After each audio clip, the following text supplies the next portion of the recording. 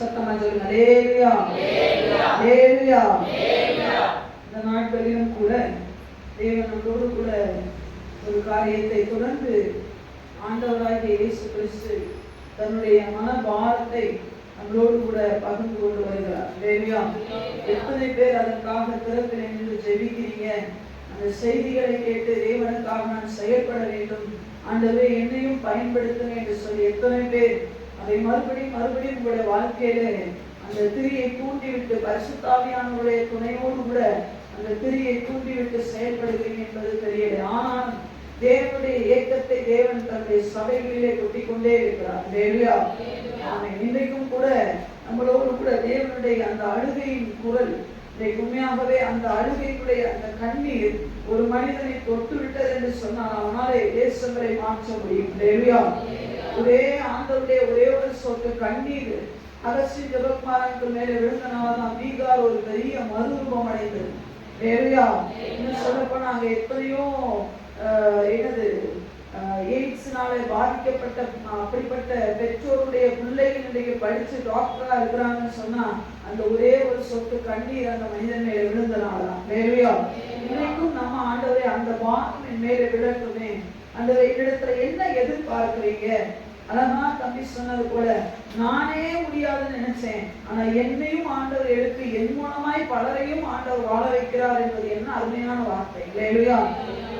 ஆண்டவரே, இன்றைக்கு நான் எந்த சூழலில் இருந்தாலும் இன்னைக்கு சபையுடைய பிரதான தேவை என்ன, சபையிடத்திலே தேவன் எதிர்பார்க்கிறது என்ன என்பதை இன்னைக்கு ஒரு மனிதன் மூலமாய் நாம் தியானித்து நாம் கடந்து செல்கிறது நமக்கு பிரயோஜனமா இருக்கும். வேதம் முழுவதுமே இதை ஆண்டவர் வலியுறுத்தி கொண்டே இருக்கிறார்.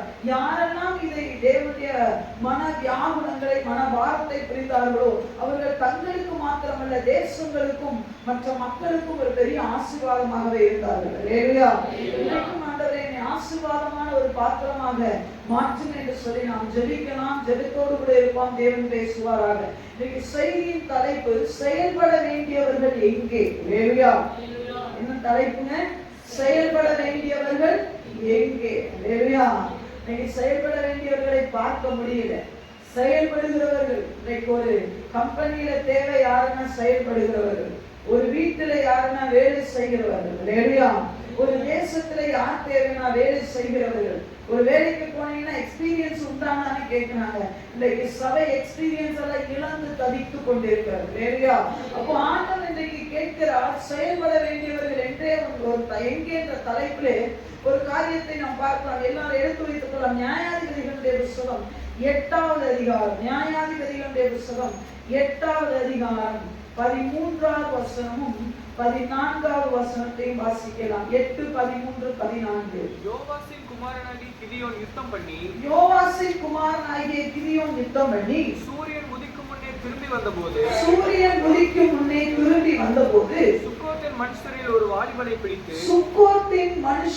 வாலிபனை பிடித்து அவனிடத்தில் விசாரித்தான். அவன் சுக்கோத்தின் பிரபுக்களும் அதன் மூப்பருமாகிய 77 மனுஷரின் பேரை அவனுக்கு எழுதி கொடுத்தான். ஹல்லேலூயா.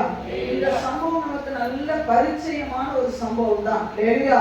இப்போ கிதியோன் என்ன பண்ணுகிறார் என்று சொன்னால், ஆண்டவரால் அழைப்பு பெற்று ஆண்டவருடைய திட்டத்தின் பிரகாரம் போய் அங்கே சேபாவையும் சல்முனாவையும் என்ன பண்ணுகிறார், உயிரோட அந்த அவனுடைய சேபாவுக்கும் சல்முனாவுக்கும் இருந்த அந்த எதிரிகளுக்கு இருந்த எல்லா காரியத்தையும் அழித்துவிட்டு அந்த 2 பேரை கொண்டு வருகிறார். ஹல்லேலூயா.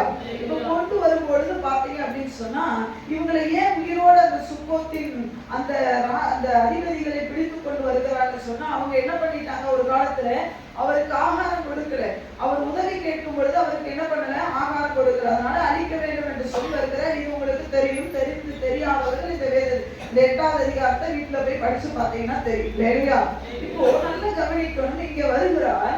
இங்க வரும் பொழுது சுக்கோத்தினுடைய பிரபுக்களை அழிப்பேன் என்று சொல்லிதான் அவர் என்ன பண்ணினார், போகுவதே சொல்லுகிறார். அந்த வசனத்துல பாத்தீங்கன்னு சொன்னா 5ஆம் வசனத்துல அவன் சுக்கோத்தின் மனுஷரை நோக்கி, என்னோடு இருக்கிற ஜனத்துக்கு சில அப்பங்களை கொடுங்கள், நான் என்ன பண்ணுகிறேன், மீதியானின் ராஜாக்களாகிய சேபாவையும் சல்முனாவையும் பின்தொடர்கிறேன் என்று சொல்லும் பொழுது அவங்க சுக்கோத்தின் பிரபுக்கள் சொல்லுகிறாங்க, உன் சேனைக்கு நாங்கள் அப்பம் கொடுக்கிறதற்கு நீ ஜெயித்து விட்டாயா, சேபாவையும் சல்முனாவையும் என்ன பண்ணிட்டியா, உன் கைவசம் ஆயிருச்சா? அப்படின்னா என்ன அர்த்தம், நீ ஜெயிச்சிட்டியா, நீ ஜெயிச்சா நாங்க கொடுக்குறோம் அப்படின்னா என்ன, நீ ஜெயிக்க போறது கிடையாது, நீ உன் டீம் வெற்றி பெற போகிறது கிடையாது.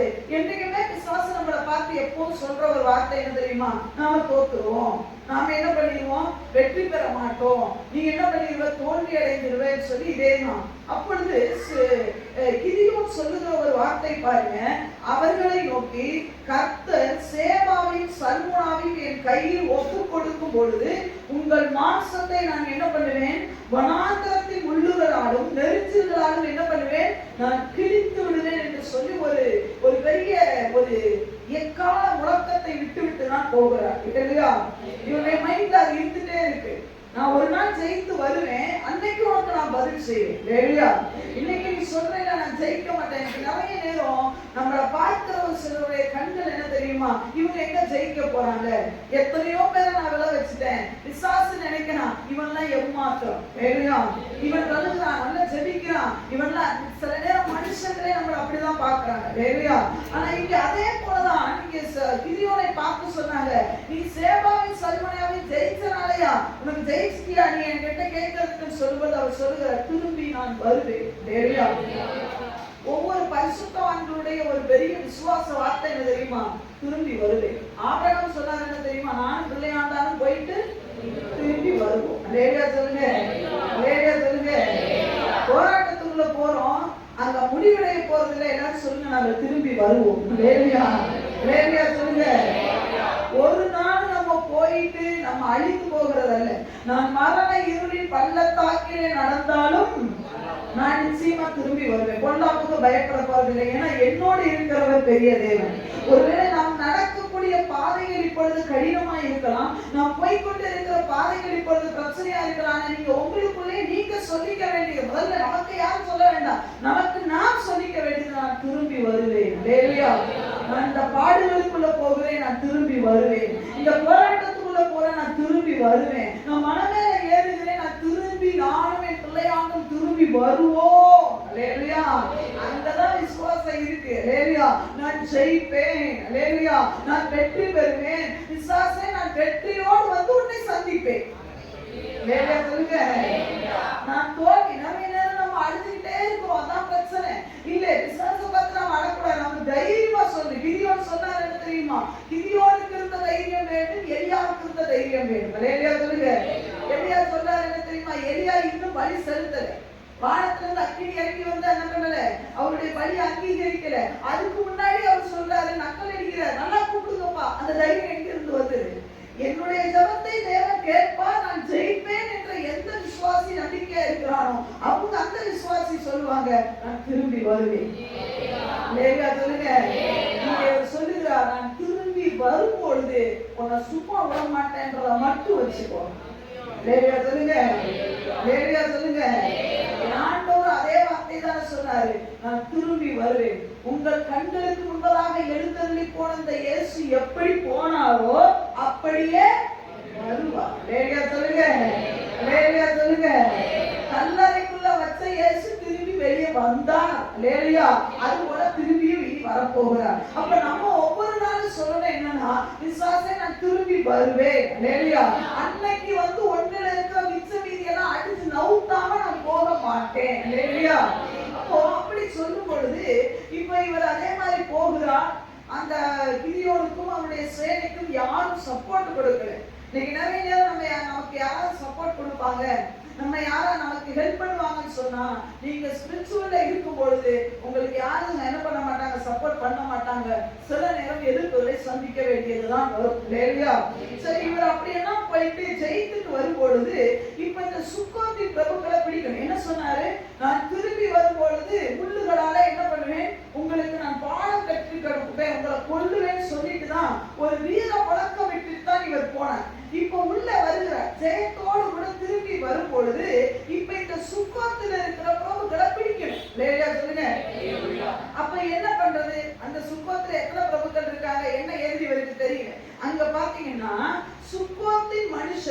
வாலிபனை பிடிக்கிறாங்க. பிடிச்சு அவன்கிட்ட கேட்கறது என்னன்னா, இந்த சுக்கோத்துல இருக்கிற மூப்பரும் என்னது அதனுடைய பிரபுக்களாகிய பேரை எனக்கு எழுதி கொடுன்னு சொன்னா, அந்த வாலிபன் தகடகன் ஒரு பேப்பரை எடுத்தான். இல்ல அந்த நாட்கள் என்ன இருந்ததுன்னு தெரியல, 77 மனிதனுடைய பேரை எழுதி அவனுக்கு என்ன பண்ணான், எழுதி கொடுத்தான். இன்னைக்கு செய்தியே அதுதான். ஒரு சுக்கோத்தில் இருக்கிற வாலிபனுடைய டேலண்ட பாருங்க. அவன் எழுதி கொடுத்தது தவறா சரியான்றதெல்லாம் நமக்கு அடுத்த ப்ராப்ளம். நமக்கு தேவையான ஒரு விஷயம் சுக்கோத். அப்படின்னா சுக்கோத்துனா யாருங்க?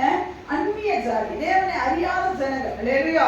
அவர்கள் புற ஜாதிகள் தான். அவர்கள் ஸ்பிரிச்சுவல் லைஃப்ல இல்லாத ஜனங்கள். ஆனா அந்த தேசத்துல இருக்கிற வாலிபனுக்கு இருந்த ஒரு டேலண்ட பாத்தீங்கன்னா, அவன் எத்தனை பேரை எழுதி கொடுத்தாரு யோசிச்சு பாருங்க. 77 பேரை மட்டம் எழுதிட்டான் பாருங்க.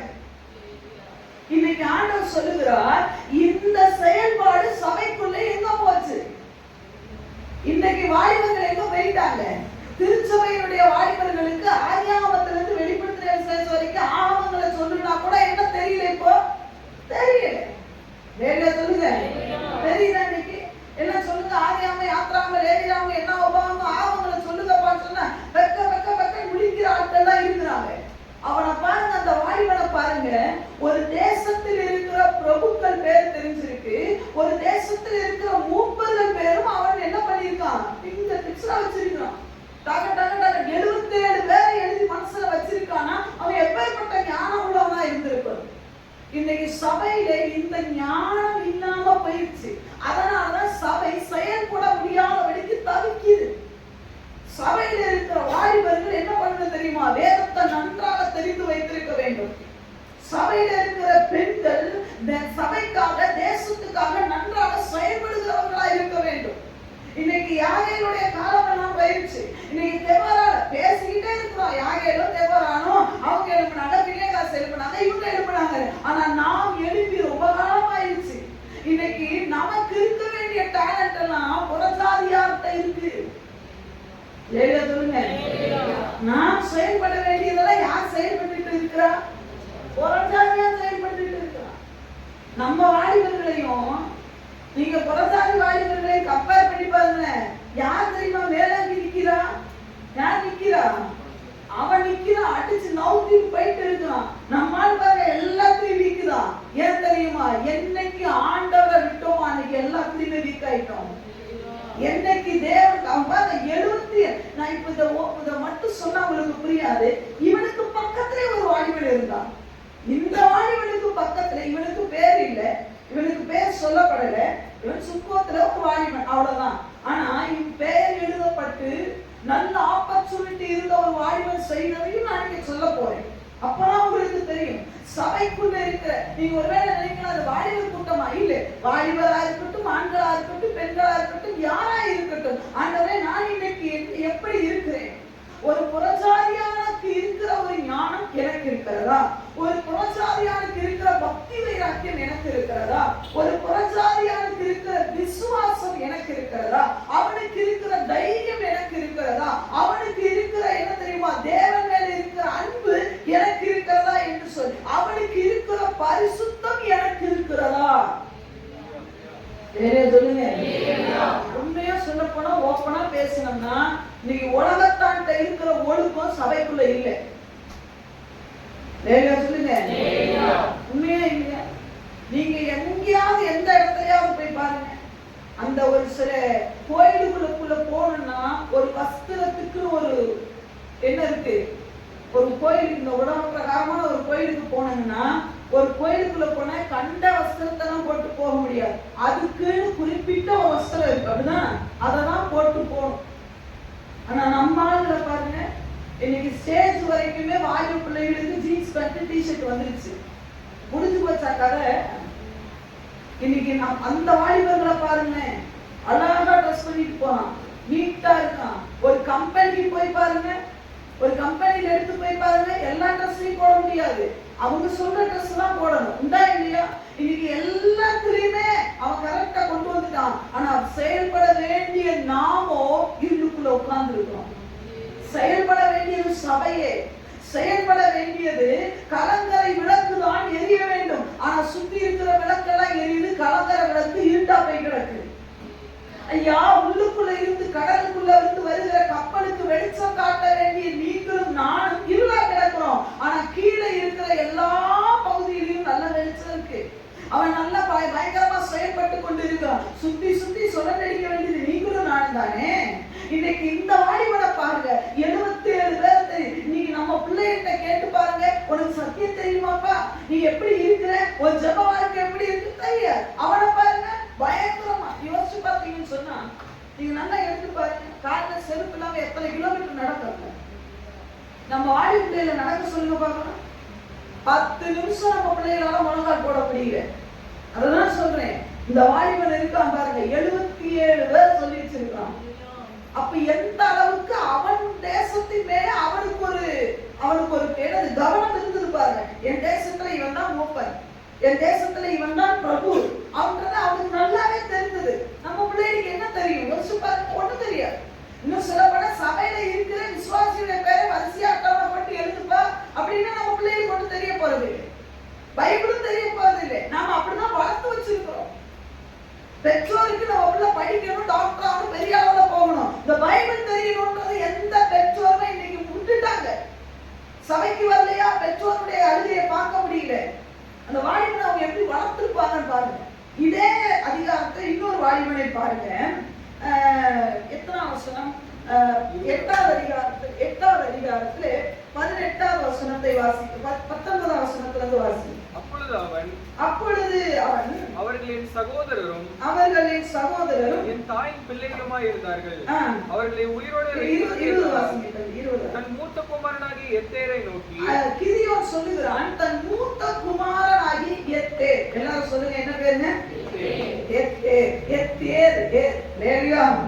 தன் மூத்த குமாரனாகி எத்தேரை நோக்கி, நீ எழுந்து இவர்களை வெட்டி போடு என்றான். இவர்களை வெட்டி போடு என்று சொல்லுகிறார். யாரை வெட்டி போடணும்? சேபாவையும் சல்மானையும் வெட்டி போட. சேபாவுக்கு கீழே பெரிய படம் இருந்ததா? இல்ல. சொல்லுங்க. சல்மானாவுக்கு கீழே பெரிய படம் இருந்ததா? இல்ல. இப்ப 2 பேரும் நிராயுதபாணியா நிக்கிறாங்க. இப்ப கிதியோன் தான் பையன் கிட்ட சொல்றான், நல்லா கவனிக்கணும். கிதியோனுக்கு கீழே எத்தனை பேர் இருந்தாங்க? ஆண்டவர் எத்தனை பேரை போக சொன்னாரு? 300 பேரை போக சொன்னாரு. அப்படிதானே? 300 பேர்ல ஒருத்தரை எழுப்பி அடிக்க சொல்லல.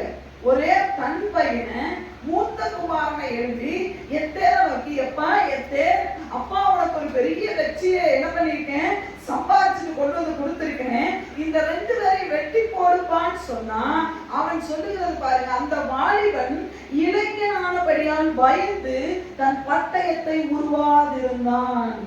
இன்னைக்கு சபையினுடைய நிலைமை அதுதான். இயேசு கிறிஸ்து பக்கத்துல நின்று சொல்லுகிறான், எப்பா எந்திரிச்சு வெட்டி போடிவன அப்படின்னா நான் பட்டயத்தை உருவ முடியல. இது ஒரு பெரிய விஷயம். என்ன தெரியுமா? எத்தேருடைய தகப்பன் ஒரு பெரிய பராக்கிரமசாலி. அல்லேலூயா சொல்லுங்க. எத்தேருடைய தகப்பன் யாருங்க?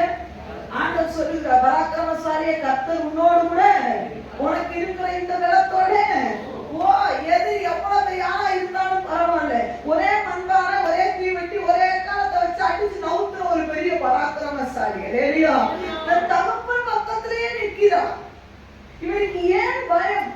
இன்னைக்கு சபை சொல்லுது, நான் உன்னை விட்டு விலகுவதும் இல்லை, உன்னை கைவிடுவதும் இல்லை. அந்த வசனம் எல்லாருக்கும் பரிச்சயம். ஆனா அந்த வசனத்தை பெற்றுக்கொண்ட விசுவாசிகளுடைய செயல்பாடுதான் என்ன வசனம் இருக்கு. என் இயேசு பராக்கிரமசாலி, என் இயேசு பிசாசை ஜெயித்தவர், என் இயேசு அவர் சிலுவையில் என்னுடைய சாபத்தை குறித்து கொண்டவர். விசுவாசிகளுக்கு தெரியும் தான், ஊழியர்களுக்கு தெரியும் தான், சபைக்கு தெரியும் தான். ஆனா இன்னைக்கு பாத்தீங்கன்னு சொன்னா ஒரு சுகமளிக்கிற கூட்டம்னா ஓடுறது நம்மளாதான் இருக்குமே ஒழிய புறசாதியான கூட்டிட்டு போறது இல்லை. இன்னைக்கு ரட்சிப்புக்காக ஓடுற கூட்டம் நிறைய இருக்கு. இன்னைக்கு வீட்டுக்காக அழுகுற கூட்டம் இருக்கு. இன்னும் என்ன பண்ண தெரியுமா? பிள்ளைகளுடைய படிப்புக்காக, பணத்துக்காக, பதவிக்காக, அந்தஸ்துக்காக அழுகுற கூட்டம் இன்னைக்கு சபைக்குள்ள இருக்கு. ஆனா ஆண்டவர் விரும்புவது என்ன தெரியுமா? இந்த சேவாவையும் சல்முனாவையும் சபைகளுக்கு கீழே, காலின் கீழே போட்டு எந்திரிச்சு சபையை வெட்டுன்னு சொன்னா ஆண்டவரையும் பக்கத்துல வச்சுக்கிட்டு வெட்ட முடியாத ஒரு கையாளாத ஒரு சபைதான் வார்த்தையில சொல்ல வேதனைப்பட்டாலும் சொல்லித்தான் ஆக வேண்டும். இயேசு பக்கத்துல இருக்கிற எப்ப அவங்க ஏசப்பா எங்க இருக்கிறார்? உங்க கூடயே இருக்கிறாரு. நான் என் இதயமே அவர் தங்குகிற ஆளை. அதுக்கெல்லாம் ஒன்னும் நமக்கு சத்தியத்தை அவ்வளவு அழகா தெரியும். உங்க அப்பா யாருப்பா? இதையோ என்னப்பா செஞ்சாரு? அட்டையப்பா ஒரே பானதை அடிச்சு நவுக்கிட்டாரு. யாரும் அவருக்கு ஆகாரம் கொடுக்கல. அவர் தாகம் தாகம் என்று கதறினார். ஆனா ஆண்டவர் இயேசு ஜெயித்தார். கிதியோன் ஜெயித்தது போல அதை விட பல மடங்கு பயங்கரமான தேவனை தான் நாம் பெற்றிருக்கிறோம். ஆனா நம்மளால ஜெயிக்க முடியலையே. அந்த விசுவாசியே எல்லாருக்கும் தான் கேட்கிறேன், நம்ம ஆவிக்குரிய முன்னேற்றம் எத்தனை சேவாக்களை நீங்கள் அளித்திருக்கிறீர்கள், எத்தனை சல்முனாக்களை நீங்கள் அளித்திருக்கிறீர்கள். இயேசு பக்கத்துல உண்டு. இன்னுமே நம்ம பழைய போராட்டத்துல தான் நிக்கிறோமே ஒழிய முன்னேறி சென்ற காணோம். இல்ல, நம்மளால சாதிக்க முடியல. செயல்படுகிற ஒரு கிறிஸ்தவர்களை காட்டியிருக்க பார்க்கலாம். தேவனுக்காக வைராக்கியமா எழுப்புகிற ஒரு கிறிஸ்தவர்களை காட்டியிருக்க பார்க்கலாம். இன்னும் ஊழியக்காரன் எதுக்கு தெரியுமா போராடிக்கிட்டு இருக்கிறான்? சபை விசுவாசிகளுக்காகவே போராடிக்கிட்டு இருக்கிறான். உள்ள இருக்கிற அந்த ஆட்டுக்குட்டி வெளியே போயிடக்கூடாதுன்னா போராடிக்கிட்டு இருக்கிறானே ஒழிய புதுசா ஒரு ஆட்டுக்குட்டியை கொண்டு வந்த வழக்கம். ஐயா, யாக்கோபு லாபானுடைய ஆடுகளுக்காக எத்தனை காலம் உழைக்க வேண்டும் என்று நீங்க விரும்புறீங்க? என்னைக்கு தனக்காக உழைக்க வேண்டும்? எனக்கு என்னைக்கு தன் பிள்ளைகளுக்காக உழைக்க வேண்டும்? இன்றைக்கு சபை மற்ற லாபான்களுக்கு உழைத்து போட்டுக் கொண்டே இருக்கிறது. எனக்கு எனது சபை பெருக வேண்டும். நான் ஏசாவை சந்திக்க போக வேண்டும். தேவன் என்னை தரிசனமான இடத்திலே நான் ஒரு தேவாலயத்தை பலிபீடத்தை கட்டி பலியிட வேண்டும் என்று சொன்னார். எனக்கு நான் சம்பாதிக்க வேண்டும் என்ற ஒரு தரிசனம் இல்லாத யாக்கோபுகள் இன்னைக்கு சபையில நிறைய உண்டு. என்ன குறை? யாக்கோபுக்கு என்னங்க குறை? 4 மனைவி கிடைச்சது, நல்ல சாப்பாடு கொடுக்குறாரு, நல்ல வேலை, மாமனார் என்ன குறையா வச்சிருந்தாரு, நல்லா எடுத்துட்டு போட்டேன். இல்ல, யாக்கோபுக்கு அதையும் தாண்டி ஒரு தரிசனம் இருந்தது. என் குடும்பத்துக்காக எப்பொழுது நான் உழைக்க போகிறேன், என் இயேசுவுக்காக நான் எப்பொழுது செயல்பட போகிறேன், நான் யாக்கோபுக்காக, நான் எனது லாபானுக்காகவே நான் செயல்படுகிறேனே, என் இயேசுவுக்காக செயல்படுகிறது எப்பொழுது என்று சொல்லி ஒவ்வொரு கிறிஸ்தவனும், ஒரு வாலிபனும், ஒவ்வொரு வாலிப தங்கச்சியும், ஒரு ஆண்களும், ஒவ்வொரு பெண்களும் யோசிக்க ஆரம்பிச்சுட்டாங்க வச்சுக்கோங்களேன். கட்டாயமா நீங்க நினைக்கிறீங்க லாபான் பயங்கரமான ஆளு, நம்மள விட மாட்டான், நம்ம ஓனர் விட மாட்டான், நம்ம அப்படி இல்லை. அது வரைக்கும் பாருங்க, லாபான பார்த்தா டெரர் பீஸா தான் இருக்குது. ஆனா யாக்கோபு கேட்டாரு, என்ன உடுப்பா, நான் கிளம்புறேன், நான் உனக்கு உழைக்க முடியாதுன்னு. உடனே அடுத்த வார்த்தை என்ன தெரியுமா கேட்டான்? உனக்கு என்ன வேணும்? உனக்கு கேட்டானா இல்லையா? லாபான் கேட்டாரா இல்லையா? உன் சம்பளம் எவ்வளவுன்னு சொல்லு, நான் தாரேன். எவ்வளவு நான் தாரேன்? கருப்பு குட்டியா தந்துறேன், நல்ல குட்டியா தாரேன், புள்ளி மட்டும் தான் தாரேன், நீ என்ன கேட்டாலும் நான் தாரேன். இதுதான் பிசாசுடைய ஒரு என்னது தெரியுமா? அவனுடைய தோல்வி, அவனுடைய பலமே என்ன தெரியுமா? நீ என்ன கேட்டாலும் தாரேன். ஏன்னா பவர் எல்லாம் யார்கிட்ட இருக்கு? உங்க அப்பா பெரியவருப்பா, நீ பெரிய ஆளு, உன்னோடு இருக்கிறவன் சர்வவல்லமையுள்ள தேவன், நீ என்ன கேட்டாலும் கொடுத்துதான் ஆகணும், ஒன்னாதான் நான் ஆசீர்வாதமா இருக்கிறேன் அப்படின்னு சொல்லக்கூடியதா. இதுவரைக்கும் யாக்கோபுக்கு அது தெரியல. இப்பதான் யாக்கோபு அனலைஸ் பண்றான். ஆமா, என்ன கேட்டாலும் தருவேன்றானே, இதுதான் எனக்கு வேணும், தந்துட்டான். இன்னைக்கு சபை இயேசுவின் நாமத்தினாலே, என் நாமத்தினாலே நீங்கள் எதை கேட்டாலும் குமாரனின் பிதா மகிமைப்படும்படி செய்வேன் சொன்ன வார்த்தையை சபை இன்னும் புரிந்து கொள்ளவே இல்லை. அதை எதுக்காக யூஸ் பண்ணிட்டு இருக்காங்க தெரியுமா? இயேசுவின் நாமத்துல வீடு தாங்க ஆண்டவரே, ஒரு வீடு தந்துட்டீங்கன்னா பரவாயில்ல, இன்னொரு வீடு தாங்க ஆண்டவரே, பைக்கு தாங்க ஆண்டவரே, அதை தாங்க ஆண்டவரே. இயேசுவின் நாமத்தை எவ்வளவு கீழே கொண்டு வரமோ அவ்வளவு கீழே கொண்டு வந்துட்டோம். சேலைக்கும் சட்டைக்கும் செருப்புக்கும் வண்டிக்குமா இயேசுவின் நாமம்? அது அல்ல இயேசுவின் நாமம். இயேசுவின் நாமத்தினாலே சேவாக்களை முறியடிக்க வேண்டுமே. லாபானுடைய உன்னிடத்திலிருந்து பறித்து கொண்ட அத்தனையும் லாபானிடத்திலிருந்து நீ திரும்ப வாங்குற வரைக்கும் அந்த அவன் சும்மா விடக்கூடாது. சொல்லுங்க, 10 முறை நம்ம ஏமாத்திட்டான் தானே, எத்தனை நம்மளை ஏமாத்தினா, எத்தனை இன்னைக்கு அதிகாரத்தை நம்ம பக்கத்தில் இருக்கிற ஆண்டவருடைய அந்த அதிகாரத்தை இன்னைக்கு விசுவாசிகள் புரிந்து கொள்ளல. அந்த தேவன் யார் என்பதை புரிந்து கொள்ளல. சும்மாவே இன்னும் பால் ஆமென் சொல்லுங்க. நாம நிறைய என்னது பழங்களை சாப்பிட வேண்டும், நிறைய ஆகாரங்கள் இருக்கு, அதை பெற்றுக்கொள்ள வேண்டும். இன்னும் சுகத்துக்காக, இன்னும் பலனுக்காக மாத்திரமல்ல, மலைகளை மிதித்து நொறுக்கக்கூடிய ஒரு பெரிய அபிஷேகம் இடத்துல உண்டு. உங்கள்கிட்ட கொடுத்த அபிஷேகம் வெறும் என்னது கரடிய சிங்கத்தை கொல்லக்கூடிய அபிஷேகமா? அதையும் தாண்டி வாரியாத்தை வீழ்த்தக்கூடிய அபிஷேகம் தானே எனக்குரியது. நாம என்ன தெரியுமா பண்றோம்? அந்த 10 ஆடுகளை சுத்தி சுத்தி சுத்தி சுத்தி சுத்தி சுத்தி இருக்கிறது நம்ம வேலை. என்னைக்கு கோலியாத்தை எதிர்த்து நிற்க போகிறோம்? ஒண்ணு ஆட சுத்த வேண்டியது, இல்லைன்னா என்ன பண்ண வேண்டியது தெரியுமா? கோலியாத்துக்கு பயந்து டென்ட்டுக்குள்ள இருக்க வேண்டியது. இதுதான் சபையிலே நிலைமை. அபிஷேகம் பண்ணப்பட்ட தாவீது எங்க இருந்தார்? ஆட மேய்ச்சிட்டு இருந்தார். அபிஷேகம் பண்ணப்பட்ட சவுல் எங்க இருந்தாரு? டென்ட்டுக்குள்ள இருந்தார். இன்னைக்கு சபை அப்படிதான் இருக்கு. ஒண்ணே ஆட்டை விட்டுட்டு வா, இல்லைன்னா டென்ட்டை விட்டுட்டு வா. லேட்டா சொல்லுங்க. இன்னைக்கு சில வேலை விட்டு ஆண்டவருக்காக செயல்படக்கூடிய செயல்கள் தேவைங்க. தெரியல நம்ம அப்பா யாருன்றது தெரியுது. நம்ம உங்க அப்பா யார் தெரியுமா? சர்வவல்லமையுள்ள தேவன் அவராச்சே. அவர் பக்கத்துல எத்தனை கூப்பிட்டு பேரை சொல்லி கூப்பிடுகிறார். சொன்ன படிக்கும்போது பயங்கர சந்தோஷமா இருக்கு. நான் உன்னை பெயர் சொல்லி அழைத்தேன். எதுக்கு அழைச்சார்?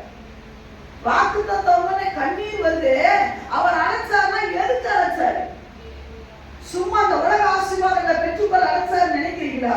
இல்ல மக்களே, இல்ல விசுவாசிகளே. உலக ஆசீர்வாதங்களை, உலக ஆடவர், அதையும் தாண்டி ஒரு கிறிஸ்தவன் யோசிச்சாக வேண்டும். இந்த உலக காரியத்தையும், உலக ஆடம்பரங்களையும், உலக இன்பங்களையும், அதுதான் சொன்னேன். பவுல் சொல்லுகிறார், நான் உலகத்துக்கு செத்தவன். உலகம் பார்க்கும் பொழுது நான் செத்த டெட் பாடியா தான் பார்ப்பேன். உலகமும் எனக்கு டெட் பாடி தான். அந்த லெவலுக்கு என்னைக்கு ஒரு சபை வருகிறதோ, நான் இந்த உலகத்துக்குரியவன் அல்ல, என்னுடைய நோக்கம் எல்லாம் என் கிதியோன் அவ்வளவு போராட்டம் பண்ணி, அவ்வளவு என்ன பண்ண சாக்ரிஃபைஸ் பண்ணி, அதை அழிச்சு என்கிட்ட வந்து சேவாவை சல்முனாவை கொடுத்தா, நான் வெட்டணுமா வேண்டாவா? நான் சில காரியங்களை செய்யணுமா இல்லையா? அந்த விசுவாசிகளை இன்னைக்கு நம்மளால செய்ய முடியலையே. ஐயா, இயேசு கிறிஸ்து எல்லாத்தையும் முடிச்சுட்டு சீஷர்கள் கையில ஒரு சில பொறுப்புகளை கொடுத்தார். காரணம் கச்சிதமா முடிச்சாங்க பாருங்க சீஷர்கள். அந்த சீஷர்களுடைய பொற்காலம் இன்றைக்கு எங்க போச்சு? சீஷர்கள் மட்டும் பண்ணுனாங்க நினைச்சீங்களா?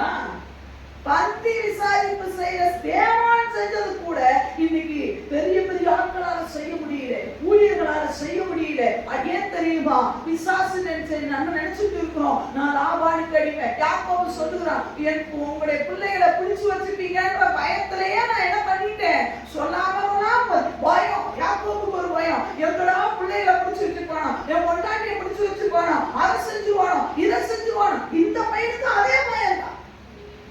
எத்தனைக்கும் சேர்ந்துட்டோ பயம். உறவுகளை எதிர்க்க முடியல. வேடியா சொல்லுங்க. நமக்கு ஜீவனை கொடுத்தது ஆண்டவர். ஆமென். நமக்கு உயிரை கொடுத்தது ஆண்டவர். நமக்கு ஒரு அடையாளத்தை கொடுத்தது தேவன். நமக்கு அழகு கொடுத்தது தேவன். ஆனா நம்ம இதுவரைக்கும் பயந்து கொண்டு இருக்கிறது யாருக்கு தெரியுமா? உறவுகளுக்கு பயந்து கொண்டு இருக்கிறோம். யாருக்கு முக்கியத்துவம் கொடுக்கிறோம் தெரியுமா? சொந்தக்காரங்களுக்கு முக்கியத்துவம் கொடுக்கிறோம். அது ரட்சிக்கப்பட்டவங்களுக்கு கொடுக்குமான்னு கேளுங்க. நோ. ரட்சிக்கப்படாத சொந்தக்காரருக்கு கொடுக்கிற ஒரு இம்பார்ட்டன்ட் பாருங்க. ஒவ்வொரு கிறிஸ்தவனையும் பேட்டி எடுத்து பாருங்க, அவன் சொல்லுவான். யாருக்குப்பா பயந்துட்டு இருக்கிறீங்க? ரட்சிக்கப்படாத. அதான் சொல்றேன். இன்னைக்கு ஞாயிற்றுக்கிழமை கல்யாணம் வச்சா ஓடுற கிறிஸ்தவங்க இருக்கதான் செய்யறாங்க. லேடியா சொல்லுங்க. நான் சொல்றேன், இந்த காலம் நான் அடிக்கடி தியானிக்கிறது உண்டு. இந்த காலம் எஸ்ராவுடைய காலம் அல்ல, இந்த காலம் நெகேமியாவுடைய காலம். அதெல்லாம் நான் விரும்புறேன். லேடியா சொல்லுங்க. எஸ்ரா ஜனங்களுடைய பாவத்துக்காக தன் தாடி மயில என்ன பண்ணுவாராம்? பிச்சுட்டு ஆடுவாரா. நெகேமியா என்ன பண்ணினாரு? எவன் தப்பு பண்ணுனானா அவன் தாடி மயில பிடிப்பான். இந்த காலம் அப்படிதான். ஏன்னா ஊழியக்காரன் கண்ணீர் அடிக்கிறது யாருக்கு தெரியறது இல்ல. உங்களை அடிச்சாதான் என்ன பண்ண தெரியுமா? நெகேமியா அந்த எவன் தப்பு பண்ணுனானோ அவன் தாடி மேல பிடிச்சோட இவன் எஸ்ரா கிடையாதுதான், இவன் நெகேமியான்ற ஒரு பெரிய பயங்கரவாதத்துக்குள்ள ஜனங்கள் வந்தார்கள்.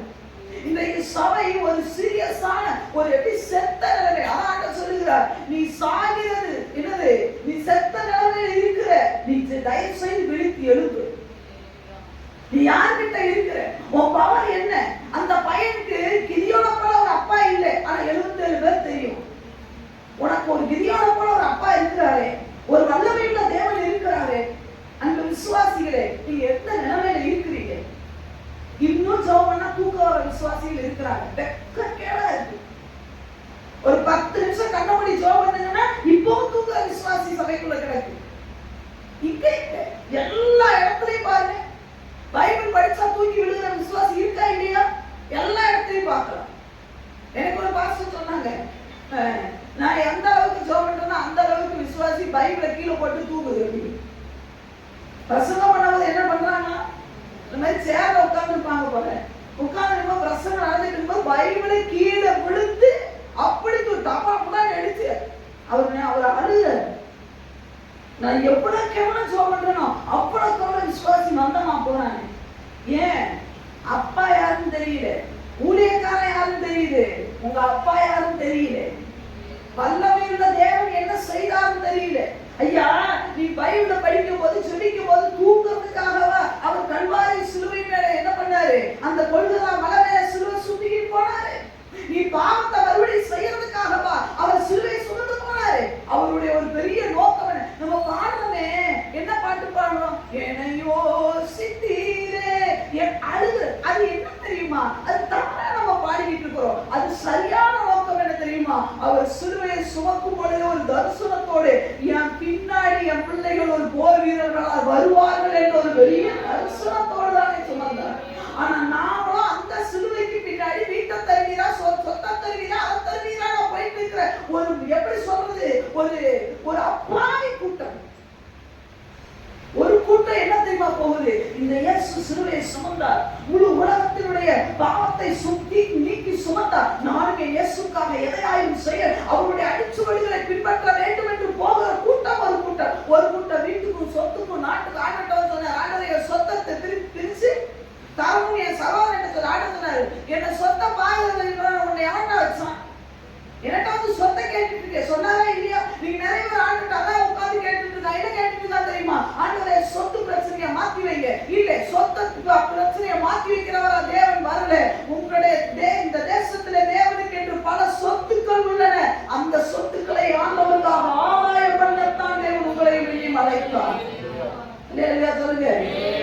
அப்ப நீங்க நினைக்கலாம், அப்போ சிஸ்டர் சொத்து எதுவுமே வேண்டாமா, வீடு எதுவுமே வேண்டாம், அதெல்லாம் தருவாங்க. சொல்லுங்க. நமக்கு வீடு வேணும்னு அவருக்கு தெரியும், நமக்கு சொத்து வேணும்னு அவருக்கு தெரியும், அவர் நமக்கு தருவார். சொல்லுங்க. அவர் நமக்கு தேவையானதை தருவார். நமக்கு பாலும் வேணும் போடுகிற தேசத்தை தருகிறதுக்கு தான் அழைப்பு. ஆனா நாம் அந்த வழியில எப்படி போகிறோம் என்ற ஒரு காரியத்தை நாம் பார்க்க வேண்டும். அப்ப இந்த எத்தேருக்கு தான் அப்பா எப்பேற்பட்ட வல்லமையுள்ள பராக்கிரமசாலி என்பதை அப்பா பக்கத்திலே நிற்கிறாருங்க. அதுதான் வேதனையே. இவன் ஒண்ணு தனியா போய் ஒரு தாவீத போல கோலியாத்தை தனியா போய் மீட் பண்ணிட்டு வானா சொல்லி அனுப்புனாரு. பக்கத்திலே அப்பா இருக்கிறாரு. நீங்க நிறைய பிள்ளைகளுடைய வாழ்க்கை பாருங்க, நல்ல அம்மா இருப்பாங்க, ஜெயிக்க முடியாது. அபிஷேகம் பண்ணப்பட்ட அம்மா இருப்பாங்க, ஜெயிக்க முடியல. அப்பா இருக்கிறாங்க, ஜெயிக்க முடியல. நல்ல ஜெபிக்கிற மனைவி, ஜெயிக்க முடியல. காரணம், உங்களை தனியா விட்டா என்ன நிலைமையில இருக்கும்? எல்லாம் இருக்கு, இன்னைக்கு சபைக்கு எல்லாம் இருக்கு, பொபால் சொன்ன எல்லாம் இருக்கு. ஆனா எத்தேரால பட்டயத்தை உருவ முடியல. அடுத்து என்ன தெரியுமா? இந்த அப்பா பக்கத்துல இருந்தாரு. 20 இவர்களை வெட்டி போடு என்று சொல்லுகிறார். இரண்டாவது சேவாவும் சல்முனாவும் யாருக்கு கீழே இருக்காங்க? எதிரி காலுக்கு கீழே கிடக்கான். லேலியா சொல்லுங்க, லேலியா சொல்லுங்க, சத்தமா சொல்லுங்க. உண்மையாவே சொல்றேன், எதிரி நம்ம காலின் கீழே தான். லேலியா சொல்லுங்க. அவனுடைய அதிகாரத்தை எல்லாவற்றையும் ஆண்டவர் என்ன தெரியுமா பண்ணிட்டாரு? சிலுவையில முறித்து எடுத்துட்டார். லேலியா சொல்லுங்க. எல்லா சாபங்களும் முறித்தது, எல்லா பாவக்கட்டுகளும் முறித்தது. அவன் காலை முழுசா, நீங்க நினைக்கலாம் எல்லாத்தையும் செஞ்சாங்க, முழுசு செஞ்சுட்டு போயிருக்கலாமே. இல்ல, நீ திருப்பி அடிக்கணும்ன்றதுக்கு தான் வச்சிருக்கிற. லேலியா, நாம அடி வாங்குறது நமக்கு தானே தெரியும். அந்த வழி என்ன தெரிஞ்சதோட சேர்த்து அவர் அடி மகனேன்னு சொன்னா, காலின் கீழே போட்டு அடின்னு சொன்னா கூட நம்மளால அடிக்க முடியல. யோசிச்சு பாருங்க, நம்ம எவ்வளவு அடி வாங்கிருக்கோம் சத்துருக்கிட்ட இருந்து, எவ்வளவு போராட்டத்துல இருந்துதானே உள்ள வெளியே வந்து ஆண்டவருக்குள்ள வந்தோம். அந்த பிசாசு திருப்பி அடின்னு நம்மளை வச்சிருக்கிறாரு, அடிக்க முடியுதா? சில ஆட்களை விசார பாவத்துல இருந்து கொண்டு வந்திருப்பார், சில ஆட்களை குடியில இருந்து வெளியே கொண்டு இருப்பார். அதே பிசாசை நீங்க அடிக்கணும். லேலியா சொல்லுங்க. அந்த பிசாசு எல்லா காரியத்தையும் வேற ஒண்ணு வேண்டாம். நேற்று இடத்துல சொன்னாங்க, இந்த பாறைக்காட்டுல ஒரு பாம்பு வந்துருச்சு அப்படின்னு சொல்லி அடிச்ச உடனே அவங்க சுஜின் வந்து என்ன பண்ணிட்டாரு, எல்லாத்தையும் அடிச்சுட்டு அவர் பையனுக்கு கற்றுக் கொடுக்குறாரு பாருங்க. நீ அடினானே அது தலையை தூக்கிட்டு நின்றுச்சான். அப்பா பக்கத்துல நிக்கிறாரு, போட்டு அடிக்கணும் போட்டு அது துருண்டு அது போட்டு அடிக்குதான். இன்னைக்கு கிறிஸ்தவனுக்கு அந்த தைரியம் வேணுமா வேண்டாவா? சத்துருவ ஃபுல்லா அப்பா அடிச்சுட்டாரு, பிசாசு ஃபுல்லா சப்பத்தை ஃபுல்லா அடிச்சாச்சு. அடிச்சுட்டு தான் பையனை அவருக்கு தெரியுமா தெரியாதா? சுஜித்துக்கு வந்து தெரியுமா தெரியாதா? இந்த பாம்பை எந்த அளவுக்கு விட்டா என் பையன் அடிப்பான்னு தெரியுமா தெரியாதா? சொல்லுங்க. சாதாரண அந்த தம்பிக்கு இருக்கிற அவர் ஒரு பெரிய பராக்கிரமசாலி கிடையாது. ஆனா அந்த தம்பிக்கு தெரியுது என் பையன் இவ்வளவு கெப்பாசிட்டி தான். அந்த விசுவாசி உங்க கெப்பாசிட்டி ஆண்டவருக்கு தெரியும். இந்த பிசாசனால ஜெயிக்க முடியும் தெரிஞ்சுதான் உன் கையில இந்த கோலை அவன் கைக்கு தகுந்த மாதிரி ஒரு கோடு அவன் என்ன அடிக்க முடியுமோ நம்ம தலையா போட்டு அடிச்சான். சந்தோஷமா இருந்தது எனக்கு. லேடியா சொல்லுங்க. இன்னைக்கு சபையும் ஆண்டவர் பரிசுத்த ஆவியானவர் ஒவ்வொரு விசுவாசிக்கிட்ட அந்த கோலை கொடுத்து அடிமகனேன்னு சொன்னா நம்மளால சத்துரு கீழே கிடக்குறான். சத்துரு எதிர்த்து பெரியானவளே இல்லை. அது சொன்னது தலையை மட்டும் தூக்கிட்டு இருக்கான். மீதியெல்லாம் போட்டு தள்ளிட்டான்ற ஒரு மென்டாலிட்டி அவனுக்கு இருக்குது. எங்க அப்பா எல்லாத்தையும் போட்டு தள்ளிட்டார். லேடியா சொல்லுங்க. எங்க அப்பா எல்லாத்தையும் முடிச்சிட்டாரு. இனி தலை மட்டும் தூக்கி இருக்குது. அடிச்சா அது சாவுன்ற ஒரு சின்ன பையனுக்கு இருக்கிற ஒரு சாதாரண ஒரு அறிவு இன்னைக்கு விசுவாசிகளுக்கு இல்லை. இந்த பிசாசு மேல என்னைக்கும் நான் ஜெயம் பெற்றுட்டேன் அப்படின்னு ஏன் நமக்கு வரல? ஐயா என்னது சிங்கக்கவிக்குள்ளதான் போறேன், ஆனா சிங்கத்தின் வாயில அழைக்கிற தேவன் என்னோடு கூட இருக்கிறார், உள்ள போவேன்னு சொல்லி ஏன் போக முடியல? சிங்க கெவின் உடனே தலை தெரிச்சு ஓடுது. 4 இடத்து ஓட சொல்லுங்க. சவுலுக்கு பின்னாடி இந்த கூட்டம் உங்களுக்கு தெரியுமா? எதிரிகள் வந்துட்டாங்க உடனே யோர்தானையும் தாண்டி ஓடுனான். எங்கேயும் தாண்டி. இன்னைக்கு விசுவாசி எப்படி இருக்கு? பிரச்சனை வந்துட்டா எங்கேயும் தாண்டி ஓடுவான். எங்க ஓடுவான்? யோர்தான்றது சாதாரணமா சொல்லுங்க எப்படி ஓடும்? கரை புரண்டு ஓடும். அதையும் தாண்டி இவன் போனான்னா இவன் என்ன வச்சு சபையில என்ன நடத்துறது? நீங்க சொல்லுங்க. ஒரு காரியம் ஒண்ணு வந்துட்டா ஒண்ணு சேர்ந்து நிப்போமே, எனக்கு செயல்படுவோமே. ஐயா நம்ம ஆண்டவர் என்ன அப்படி அந்த பாப்பாச்சு நீங்க அடிடான்னு சொல்லி அவங்க அப்பா வெளியே போலையே. அப்பா கையில ஒரு பெரிய ஆயுதம் இருந்தது. அவர் கையில என்ன இருந்தது? ஒரு குச்சி இருந்தது. அதுக்கு தகுந்த மாதிரி அவங்க பையன் கையில ஒரு சின்ன குச்சி கொடுத்தாருடா. இதுதான் நம்ம அப்பாவுடைய ஸ்டைலு. என்ன அற்புதமான தகவல் இல்லை. அந்த குச்சி அவர் கீழே போடல, அந்த அதிகாரத்தை அவர் கீழே போடல. என் பையன் பக்கத்துலதான் நிக்கிறேன். அவன் வசனம் சொல்லுகிறது, தேவ தூதர்களை உன் பக்கத்தில் 1000 பேரும் உன் வலதுபுறத்தில் 10000 பேர் விழுந்தாலும் அது உன்னை அணுகாது. காரணம் என்ன தெரியுமா? உன் வழிகளில் எல்லாம் உன்னை காக்கும்படி தூதர்கள் பட்டயத்தை வச்சுட்டு நிக்கிறாங்க. ஆனா உன் கையில ஒரு பட்டயத்தை கொடுத்து அடின்னா நம்ம சொல்றது அது முடியாது. நம்ம அப்பா பக்கத்துலதான் நிக்கிறாங்க. விசுவாசியே நம்மளால ஜெயிக்க முடியும். உங்களால சாதிக்க முடியாத ஒன்றுமே இல்லை. எத்தனை போல கோழைகளா இருக்கிறத விட சாதனை ரொம்ப மேலே. எங்க அப்பா கிதியோனே நான் எத்தனை நான் பயங்கர சத்துரு கீழே தான் இருக்கு. ஆனா அவனை ஜெயிக்க நம்மளால ஒண்ணுக்கிட்ட எப்ப சேவம் சர்வனாமத்த காலிக்கு கீழே தான் போட்டு ஒரே வெட்டு 4 வெட்டு கூட வெட்டு சரித்திர ஆச்சா இல்லையா? இது ஒரு பாம்பு பாம்பை கொண்டான்றது சரித்திர ஆச்சா இல்லையா? எந்த காலத்துல இப்ப சொல்லுவான். நான் சொல்றது பாருங்க, இது பதிவாகி போச்சு. அந்த பையன் பாம்பை தலையை அடிச்சான்றது சரித்திரம். இன்னைக்கு அந்த சரித்திரத்தை நீ காட்டுன்றேன். நான் அப்பா பக்கத்துல ஒரு பெரிய ஒரு பாவனோடு கூட இருக்கிறாரு. சொல்லுங்க. இன்னைக்கு செயல்பட முடியலையே, இன்னைக்கு எழுப்ப முடியலையே. சபை திருச்சபை சாத்தானுடைய ராஜ்யம் நம்ம காலுக்கு கீழே இருக்கு. ஆனா நாமளோ செயல்படுகிறது. எத்தனை விசுவாசிகள் நான் சொல்றேன் இந்த லீவு நாட்கள்ல வந்து தேவனை நோக்கி கையெடுத்து கூப்பிட்டீங்க. நீ விட்டாங்க சேலத்துக்கலாம். எத்தனை விசுவாசி சபைக்கு வந்து உட்கார்ந்தான் இல்ல? ஏன்னா காலுக்கு கீழே இருந்தாலும் நான் விதிக்க மாட்டேன். எவ்வளவு நேரம் கிடைச்சாலும் நான் பண்ண மாட்டேன் இல்லைங்க. ஆண்டவரே நான் செயல்பட வேண்டும். ஆண்டவரே ஐயா கொஞ்சம் பவர் கிடைச்சாவே தேசத்துல எத்தனையோ ஜனங்கள், எத்தனையோ விசுவாசிகள், எனக்கு தெரிஞ்சு எத்தனை மிஷனரிமார்களை நான் சொல்லணும், வருஷப்படுத்தி சொல்லலாம். எத்தனை பேர் தெரியுமா? கொஞ்சம் பவர் கிடைச்ச உடனே ஆப்பிரிக்க அந்த கண்டத்துல ஒரு மிஷனரியை குறித்து தெரியும், ஒரு தேவ மனிதனை குறித்து எனக்கு தெரியும். அவருடைய பேர் எனக்கு சரியா ஞாபகம் இல்லை. அப்போ அந்த மனிதன் வந்து பார்த்தீங்கன்னு சொன்னா அந்த ஒரு சபை ஊழியர்கிட்ட ஒரு நாள் வந்தோடனே சொன்னாராம், நான் இயேசுவை ஏற்றுக்கொண்டுட்டேன், ரட்சிக்கப்பட்டுட்டேன். நான் வந்து ஏதோ ஒரு கூட்டத்திலே அவர் ரட்சிக்கப்பட்டிருப்பார் போல, எனக்கு ஒரு சபையைத்தாங்க நான் நடத்த போறேன்னு சொன்னாராம். என்னதான் சபையைத்தாங்க முத வந்த உடனே ஒரு முதல் நாளே எனக்கு அப்படி கேட்டா நான் என்ன சொல்லுவேன்? அவர் சொன்னாரா, எப்ப நீ யாருன்னே எனக்கு தெரியும், நீ இப்பதான் வந்திருக்கிற, வந்த உடனே சபையத்தான நடத்துறேன்னு கேட்டா இவ்வளவு நாள் நடத்துற எங்களுக்கே தண்ணி குடிக்கணும், நீனா நடத்த முடியாதுப்பா, அப்படி எல்லாம் ஒண்ணு முடியாதுப்பா அப்படின்னு சொன்ன உடனே, இல்ல நான் இயேசுவை அறிவிச்சே ஆகணும், எனக்கு நீங்க சபையை தர வேணும்னு அவர் சொன்னாரா. ஏன்னா இவன் திருப்பு பையனா இருக்கிறானே அப்படின்னு சொல்லிட்டு, இல்லப்பா அவங்க அபிஷேகம் எல்லாம் பெறாம நாங்க என்ன பண்ண முடியாது, சபையெல்லாம் கொடுக்க முடியாது, பரிசுத்தாவின் அபிஷேகத்தை பெறணும், நீ நிச்சயத்தை பெற்றுக் கொள்ளணும், உன்னை ஊழியத்துக்கு தேவன் அழைத்தார் என்ற நிச்சயத்தை பெறணும். பாஸ்டர் ஒரு பெரிய கிளாஸை எடுத்தார்.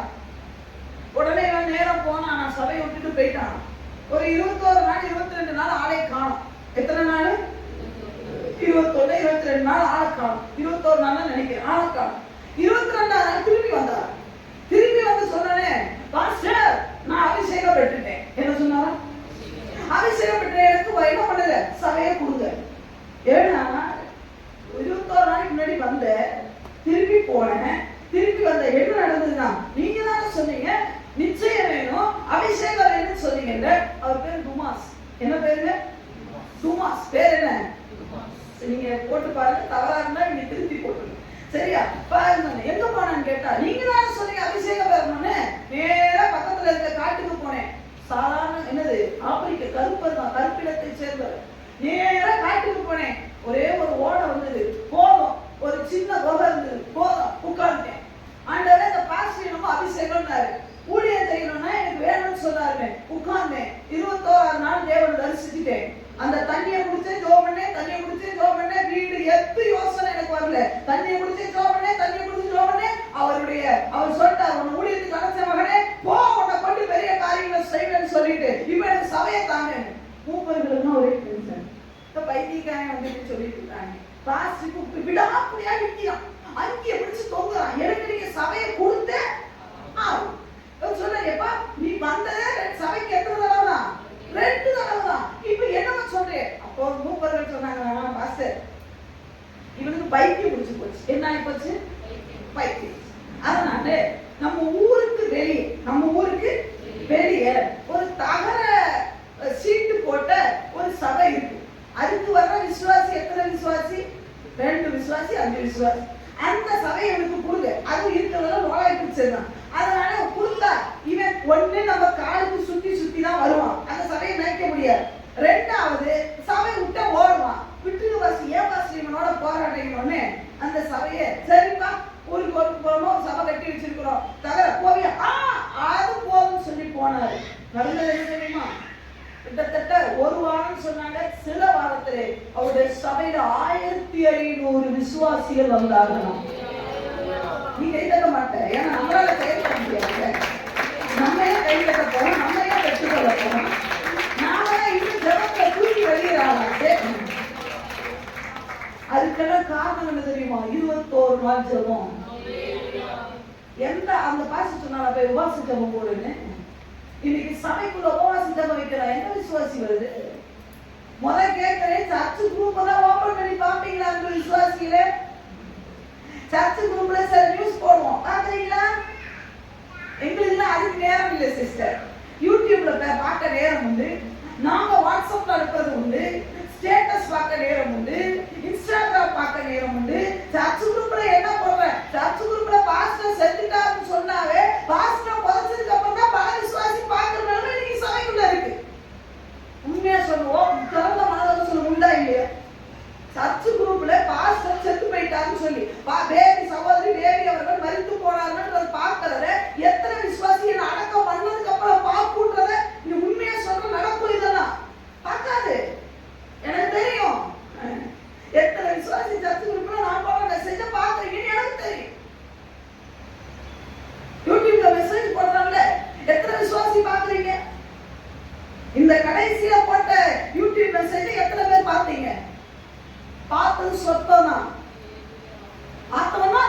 மிஸ் கேட்க சொன்னா? நமக்கு தான் இங்கே கேட்டோம்ல. நாங்க எதுக்கு சிஸ்டர் அங்க போய் கேட்க போறோம்? ஏன் கூடுதலா ஒரு தடவை வசப்பட்டவனுக்கு கெட்டா போயிடும். இங்க ஏறாத நம்ம ஏறிட்டா இல்லையா? யூடியூப்ல எதுக்கு கஷ்டப்பட்டு அந்த பையன் போடுறான், அந்த புள்ள உட்காந்து மெனக்கட்டு போடுது, அதுல என்ன போடுறான், அதுல என்ன திருத்தங்கள் வரணும், அதுல சவுண்ட் கரெக்டா இருக்கா, அதெல்லாம் பார்த்தாதான் நீ மைக்குக்காக ஜெபம் பண்ணுவ. உண்டா இல்லையா விசுவாசியில? தப்பா ஒண்ணு சொல்லல நானு. அதுல என்ன இருக்கு பார்த்தாதானே. இன்னைக்கு 21 நாள் உட்கார்ந்தாதானே லீவு கிடைச்சா உங்க மைண்டுக்குள்ளே ஒரு தாட் ஓடணும். லீவா இந்த மாசத்துல 15ஆம் தேதி 20ஆம் தேதி லீவு வருதா, அட்டடா பாசிங் பிரேயர் போடணும். நான் சொல்ல வேண்டிய அவசியமே இல்லை. கொரியாவுங்க எழுப்புதலுக்கு பெரிய எழுப்புதலுக்கு காரணம் என்ன தெரியுமா? பாலியங்கி சபையில அவங்க பாசிங் பிரேயர் அனௌன்ஸ் பண்றதே கிடையாது. லீவுன்னு சொல்லிட்டாவே அந்த மலையில அத்தனை பேர் உட்கார்ந்து இருப்பாங்க. இன்னைக்கு நம்ம சபையில நமக்கு பாசிங் பிரேயர் இருக்குன்னு சொன்னா வரதே கிடையாது. ஆனா இவங்களுக்கு ஒண்ணுன்னா நாங்க பாசிங் போடணும். ஆண்டவர் கேட்பார் நினைக்கிறீங்க? எரேமியா கிட்ட ஒரு வார்த்தை சொன்னார், என்ன தெரியுமா? நீ இந்த ஜனங்களுக்காக விண்ணப்பம் பண்ண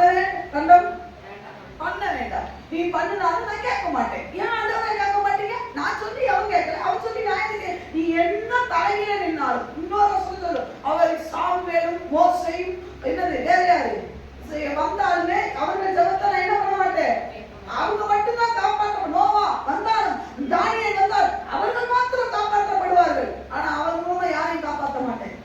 ஏன் சொன்னாரு? ஏன் சொன்னாரு? இன்னைக்கு எதிரிய கீழே கொடுத்துட்டு அடின்னு சொன்னா கூட, அடா எத்தனை விசுவாசிகள் நீங்க வந்த நிலைமை உங்களுக்கு தெரியும் தானே? எத்தனை விசுவாசிகள் செய்வன கட்டுல இருந்து வந்திருக்கீங்க. ஏன் அந்த செய்வன ஆகிய உங்க தேசத்திற்கு உங்களால கற்க முடியல? நீங்க நினைக்கிறீங்க அது ஊழியக்காரே செய்யட்டும். இல்ல, எத்தனை பேர் பாவத்திலிருந்து வெளியே வந்திருக்கீங்க, குடியில இருந்து வெளியே வந்திருக்கீங்க, விபச்சாரத்துல இருந்து வெளியே வந்து அந்த ஆதிக்கு ஒண்ணுக்கு மட்டும் நீ நில்லு போதுன்றேன். அந்த செய்வன கட்டுகள் இருந்து வெளியே வரணும்ன்றதுக்காக மட்டும் சோபனுங்க. உங்க கையில ஆண்டு ஆத்மாவை தராரா இல்லையா மட்டும் பாருங்க மக்களே. நாம தான் மறந்துட்டோமே, நம்ம அப்பாவுடைய தியாகத்தை மறந்துட்டோமே, நம்ம அப்பாவுடைய செயல பராக்கிரமத்தை மறந்துட்டோமே. கீழே சத்து இருக்கலாம் இல்லையே, நமக்கு தான் ஆடம்பரம் வந்த உடனே, நமக்கு அழகு வந்த உடனே நீ ராஜ்யத்தை பெறும் அளவுக்கு சௌந்தர்யானாய். அதனாலே நடந்தது என்ன தெரியுமா? பழிப்போக்க யாவரோடு பேசித்தனம் பண்ணினாய்.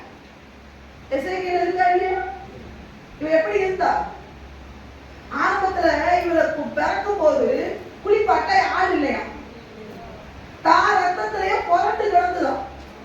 ஒரு குழந்தையை இமேஜின் பண்ணி தன்னுடைய ரத்தத்திலேயே புரண்டு கிடந்ததை பார்த்தோம். ஆண்டவர் பக்கம் பார்த்தா அந்த வழி போகும், அவரை பார்க்க யாருமே இல்லை.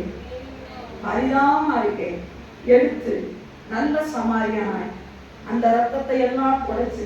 அது எல்லாராலையும் செய்ய முடியாதுல்ல.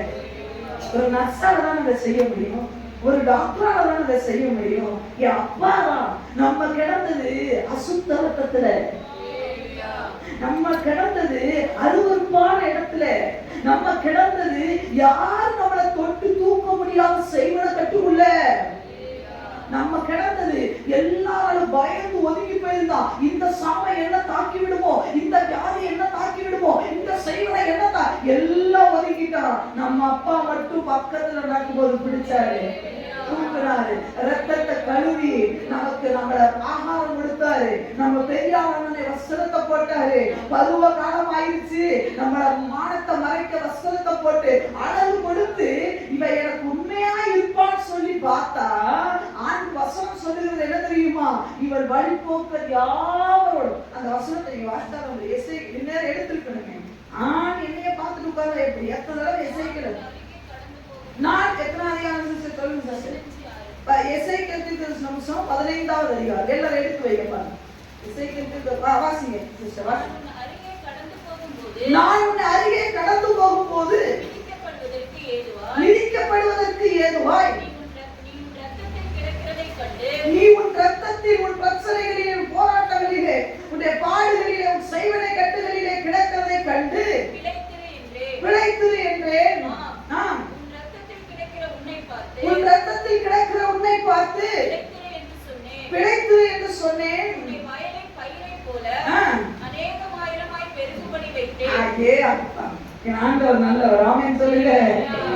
ஏசப்பாட்ட வரும்போது சொந்த வீடு இல்லாம வந்த ஆட்கள் இங்க உண்டு. நீங்க வீட்டை கொடுத்துருக்கிறாரு.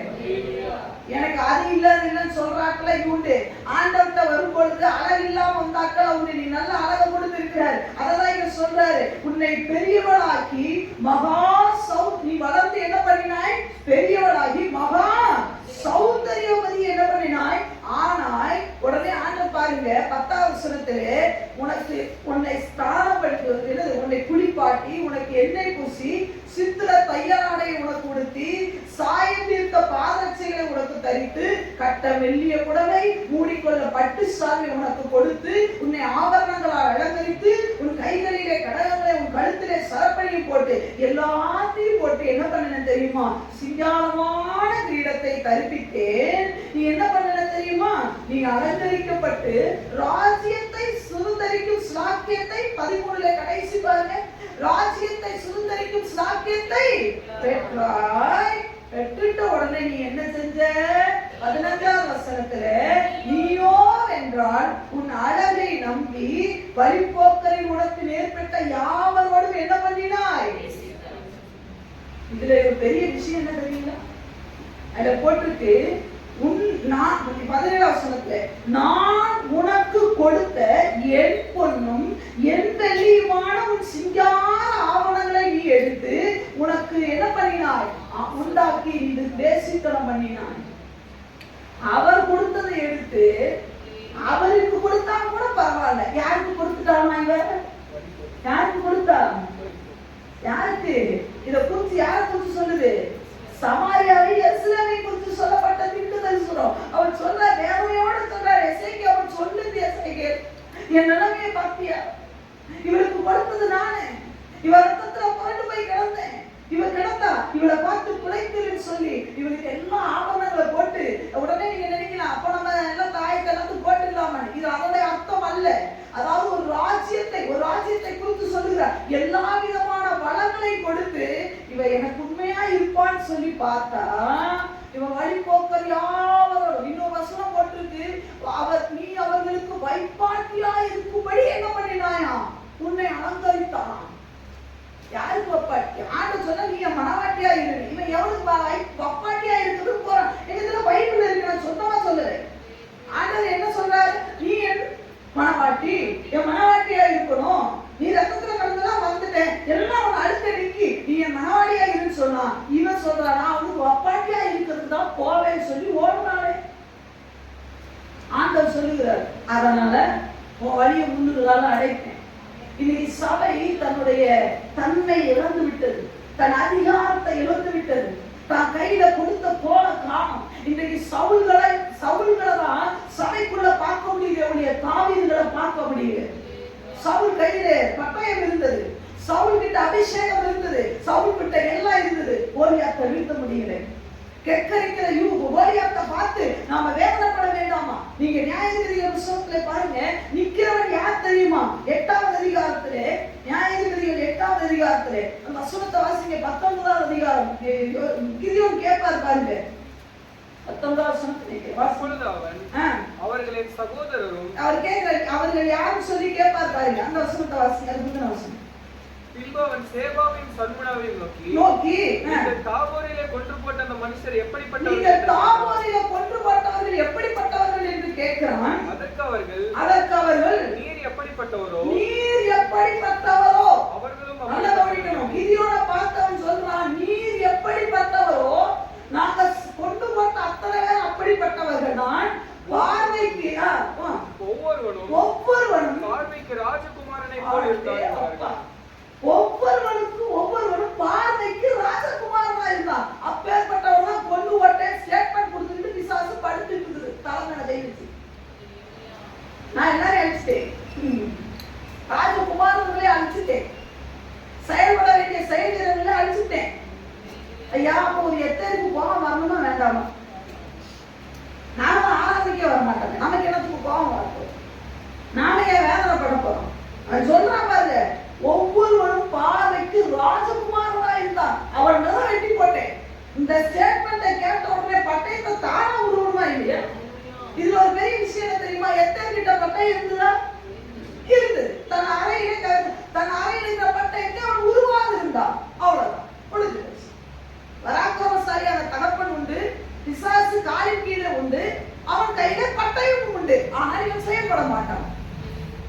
சொல்லுங்க. இன்னைக்கு ஆண்டவர் சவுலை எல்லாம் தள்ளி விட்டு தாவீதை செலக்ட் பண்ணக்கூடிய காலம் வந்துருச்சுங்க. வந்து வரணுன்றேன் நான். எத்தனை பேர் ஆமென் சொல்றீங்க? ஒண்ணு செயல்படுகிற சபைக்குள்ள இருக்கணும். நான் உண்மையா ஆண்டவர்ட்ட அதான் கேட்கிறேன். ஆண்டவரே, ஒண்ணு செயல்பட்டா வைங்க, இல்லைன்னா நவுத்திருங்க.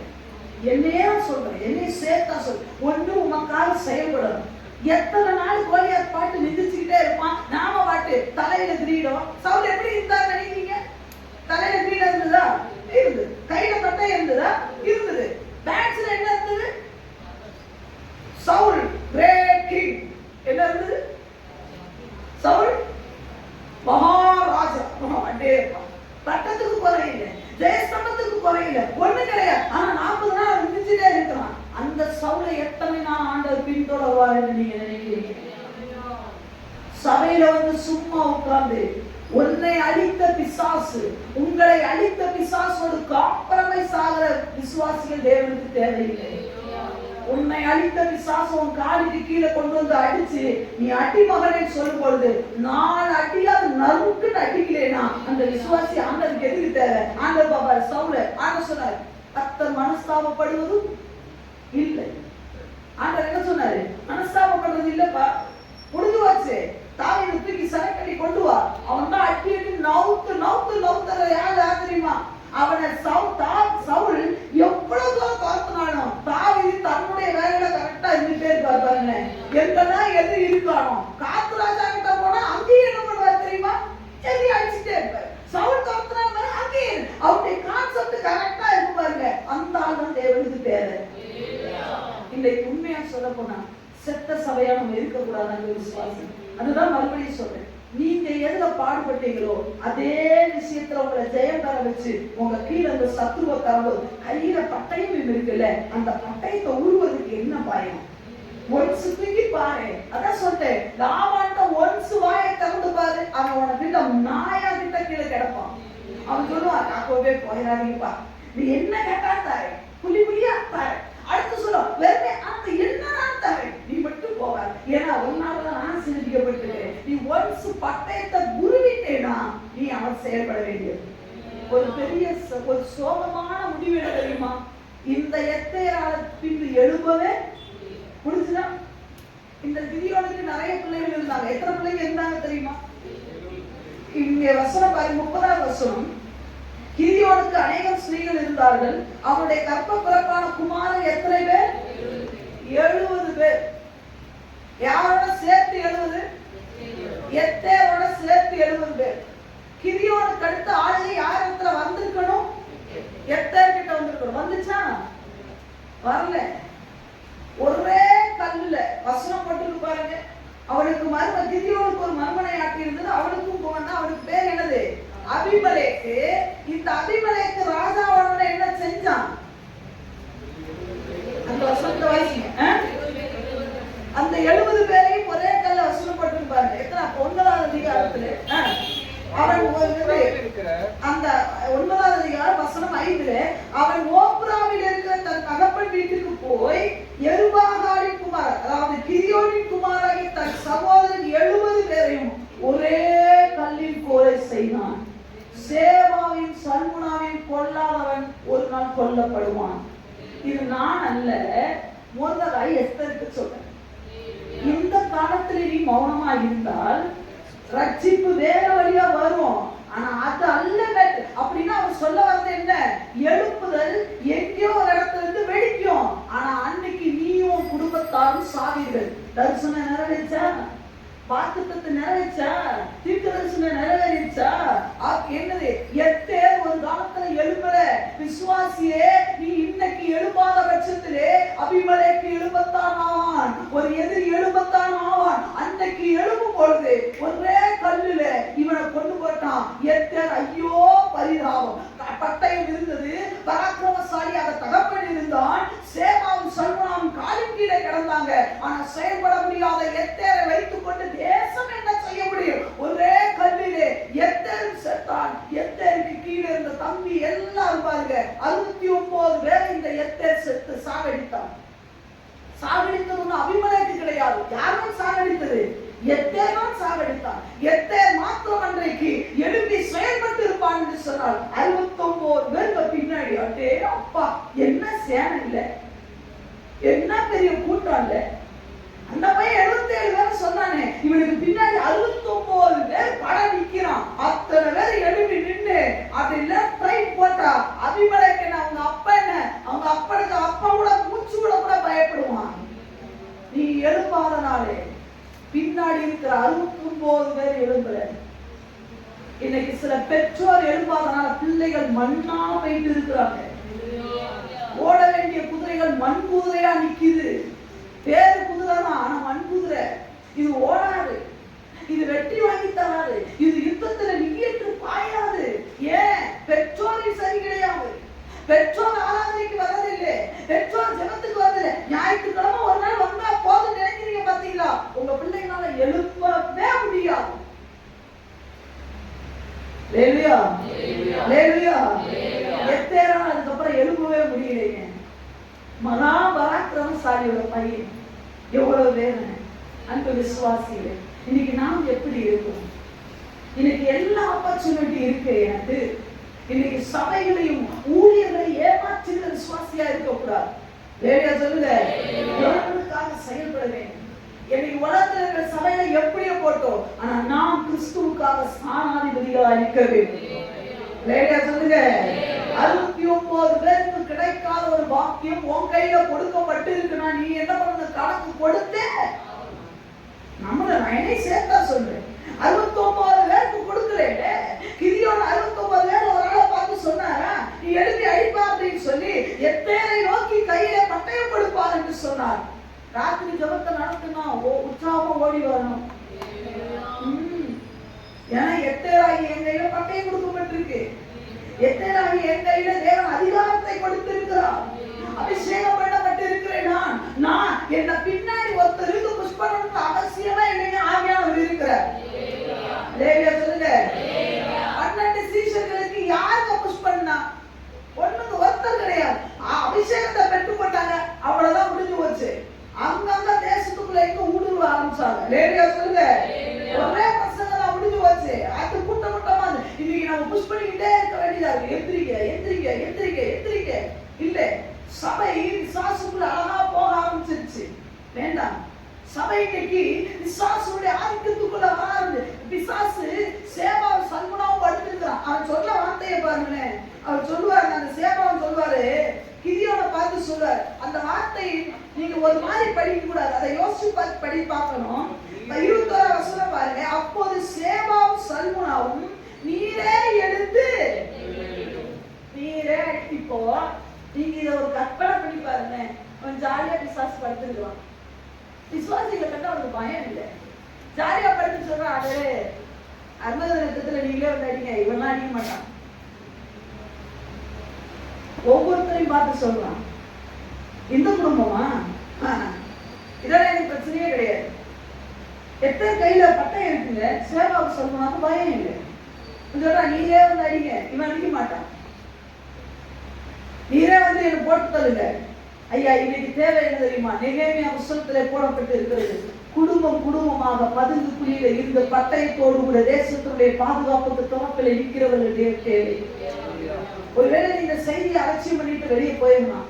இந்த செய்தி எந்த அளவுக்கு உன் மண்டைக்குள்ள போகுதுன்னு தெரியல. ஆனா ஆண்டவர் சொல்லுகிறார், ஒரு நாள் எத்தரை வேரோடு அழித்து விட்டு அந்த இடத்துல ஒரு செயல்படுகிற தாவீதுகளை, செயல்படுகிற பவுல்களை, செயல்படுகிற யாரு பேதுருக்களை, செயல்படுகிற செயல் வீரர்களை தேவன் எழுப்புகிறதற்கு உள்ள எல்லா வேலையும் நடந்துட்டு இருக்கிறது. ஏன் தெரியுமா? கொத்து கொத்தா கொத்து கொத்தா பிசாசு நரகத்துக்கு ஆட்களை கொண்டு போயிட்டு இருக்கும் பொழுது நீ வந்தோ, நீ போன, நான் சத்தியத்தை கேட்டேன், சபையில வந்தேன், பாயத்தோட முடிச்சே போன சொல்ற விசுவாசி தேவனுக்கு அவசியம் இல்லை. தேவனுக்கு என்ன தெரியுமா?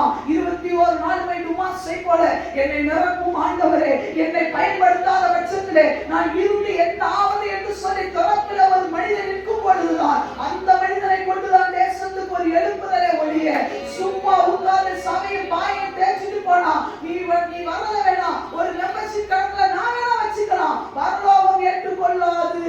பரலோகத்துக்கு நீ லிஸ்ட் பேர் வராத விசுவாசியே, இன்னைக்கு நாம் எழுதித்தான் ஆக வேண்டும்.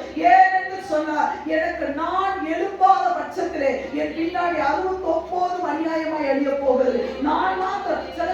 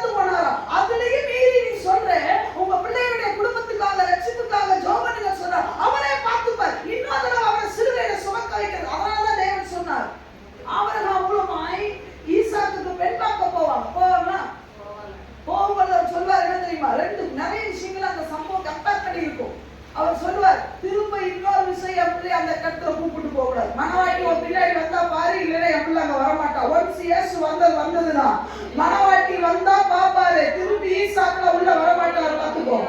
ஏன்னா அவர் அடிபட்டது பிதா தன் முகத்தை திருப்புகிற அளவுக்கு அந்த கேடு அடைந்தார். ஐயா என் இயேசு அவ்வளவு நம்ம சொல்றோம் உன் குடும்பத்துடைய ரட்சிப்பு ஆண்டவரே பார்த்துக்கிட்டோம், நீ என்ன பார்க்கிறேன்ற. அதே மாதிரி மோசேயை சொன்னார், முதல் தண்ணி வேணும்னு சொன்னார், கண்மலையே அடி. ரெண்டாவது என்ன சொன்னாரு, இனி அடிக்க கூடாது. ஒரு தடவை இயேசு அடிக்கப்பட்டுனா இனி பேசினா போதும். நம்ம ஆனா என்ன தெரியுமா பண்றோம், நம்ம திருப்பி அவர் அடிச்சுட்டு ஆண்டவரே நீங்களே போங்க, நீங்களே பேசுங்க, நீங்களே பண்ணுங்க. எத்தனை நாள் நாம உபவாசம் போட்டிருக்கிறோம் ஐயா, எத்தனையோ விஷயங்களுக்கு உபவாசம் பண்றோம். நம்ம குடும்ப ரட்சிப்புக்காக எத்தனை பேர் திறப்பில் இருக்கிறீங்க. அப்படி கையாளாத எத்தேரிகள் தேவையில்லைன்றேன் நான். அது நானா கூட இருக்கட்டும், நீங்க சொல்லுங்க ஆண்டவரே ஊழியக்காரன் எத்தனை பணம் இருந்தா தேவையில்லை சொல்ல, போண்டா சொல்ல, நான் தான் சொல்றேன். என்ன தூக்கிறட்டும், செயல்படுத்துற ஒரு தாவீது வரட்டும் தான் நான் விரும்புகிறேன்.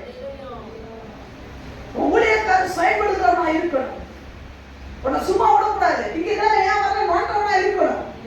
ஐயா மண்ணுல பார்த்தா நோண்டிட்டு இருப்பா இல்லையா, அது வேலையை காட்டுமா காட்டாதா, நீங்க அதை செய்யணும். இல்லைன்னா மண்புழு செத்துச்சுன்னு அர்த்தம். என்ன மண்ணுக்குள்ள போட்டா நோண்டிட்டு இருக்கிற வேலை தான் என் வேலை. ஒண்ணு நான் எத்தேரா இருக்கணும், இல்ல நீ எத்தேரா இருக்கணும். எத்தேராவே சமையல் ஒவ்வொரு வாலிப பிள்ளையும் இருக்கணும், வாலிப பிள்ளைகள் தயாரா இருக்கணும். வேலையை சொல்லுங்க, தேவனுக்காக செயல்பட வேண்டும்.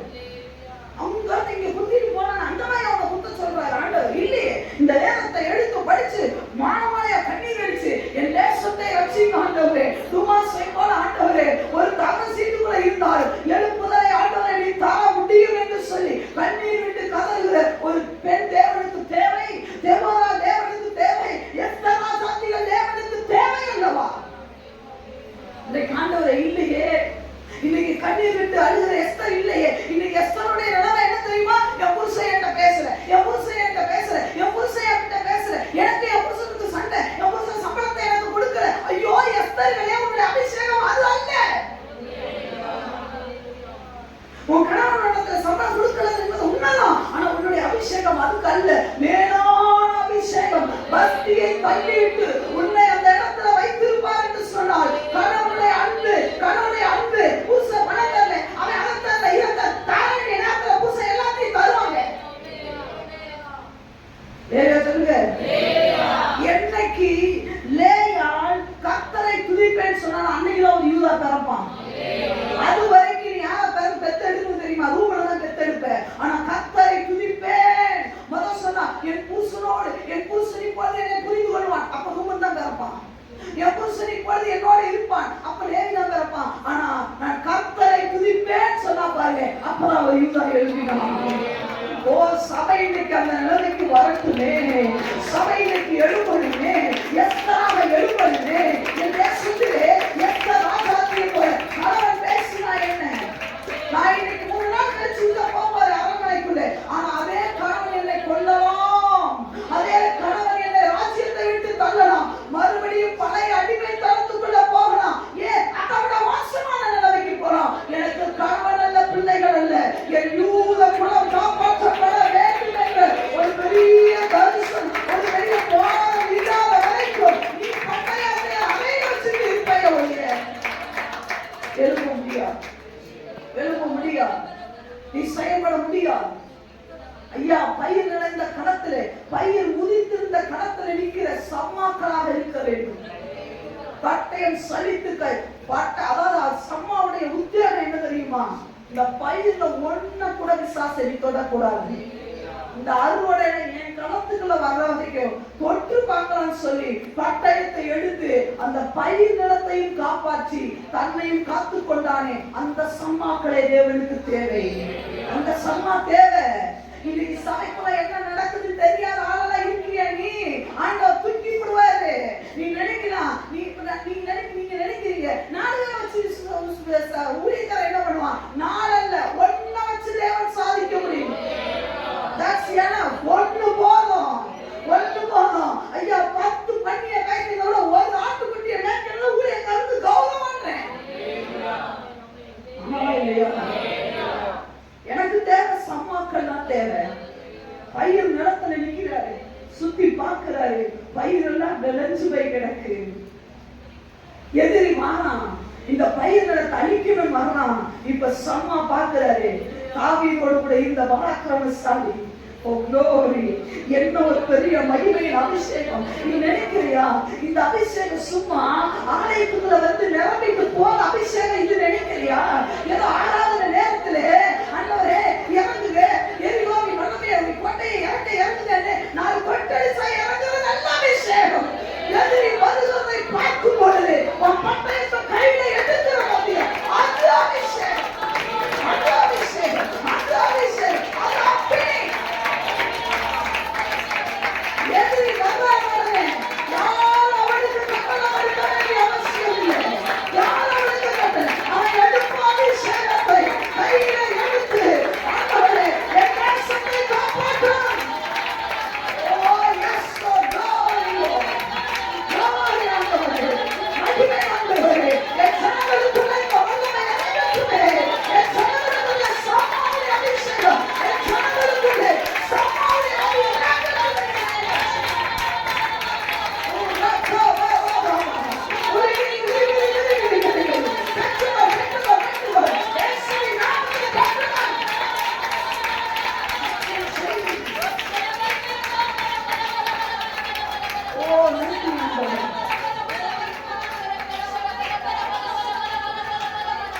இன்னைக்கு சபையை ஓரம் கட்டிட்டு போறவன் அறிவுக்கூடாது. வயல் நிலத்துல நின்று நடுவுல நின்று போராடுகிற சம்மாக்கள் தேவனுக்கு தேவை. நடுவுல நின்று சில நேரம் சிங்கிளா இருக்கிற வேண்டி வரும். தோட்டோரி ஆண்டவர் கூட இருக்கிறாங்க. நீ தனியா நிக்கிற நினைச்சிட்டு இருக்கிறேனோ, என் நேசத்தோட கட்டை யாரை பார்த்துட்டு இருக்கு தெரியுமா? செயல்படுகிற சம்மாக்களை பார்த்து கொண்டு இருக்கிறது. என் தேவனுக்கு தேவை அந்த ஒரு நபர் மட்டுமே. என் தேவனுக்கு தேவை நீ சிங்கிளாக போராடிட்டு இருக்க. உன் சபையுடைய எழுப்புதலுக்கு நீ தனியா போராட போராடு. என்ன சொல்றாரு?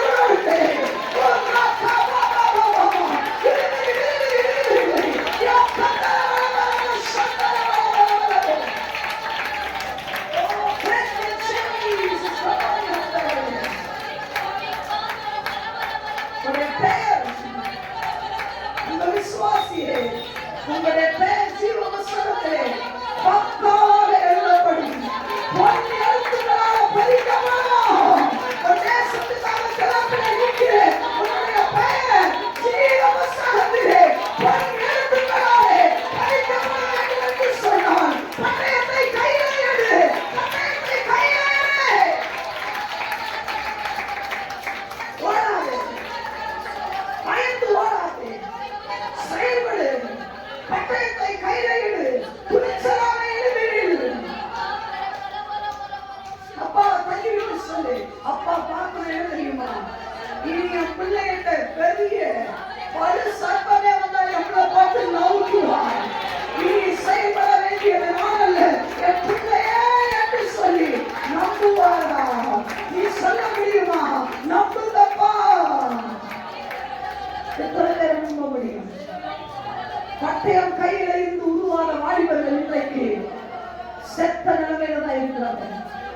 வேண்டாம் மக்களே, நான்களுக்காக ஒன்னே ஒரு தீர்மானம் எடுப்போம். ஒரு லீவு வருதா, மரணம் கூட முடக்கணும். ஒரு லீவு வருதா, ராத்திரியெல்லாம் நதியெல்லாம் கொண்டு விடணும். ராத்திரியெல்லாம் நதியெல்லாம் தெருக்களின் முறையில மூச்சிட்டு போக என் பிள்ளைகளுக்காக நதியளவு கண்ணீர் விடணுமே. எத்தனை தாய்மார்கள் இன்னைக்கு தான் பெற்ற பிள்ளையை கிணத்துல தூக்கி கொள்றா, அவளுக்காக நீ நதியளவு கண்ணீர் விடணுமே. எத்தனை பெற்ற பிள்ளைகளை கொள்ற தாய்மார்கள் இருக்கிறாங்க. எத்தனை பெற்ற பிள்ளைகளோடு வச்சார பாவத்துல போறாங்க. அதுக்கு ஏதோ ஒரு பையன் சோமனம் போது அவன் கையோட மேல சேர்ந்து கையை வீழ்த்தி சோமனா போதாது. சபைக்குள்ள ஓடி வரணும், ராத்திரி ஓடி வா. சபையை ஊழியக்கார வரணும் அவசியம் இல்லை, ஓடி வா. சபையை தூக்கி போட்டு கையை உயர்த்தி, இயேசுவே இரக்கம் செய்யுமே, நான் பயிர் நிலத்தை காப்பாத்த நிக்கிறேன்ப்பா. ஆண்டவர் சொல்லுவாரு, ஐயா ஒரு தானியேல் சிங்கக்கவிக்குள்ள போகும்போதே தூதன் வருவார் என்று சொன்னார். பயிர் நிலத்தை காப்பாற்ற தன்னந்தனியா நிற்கிற உன்னோடு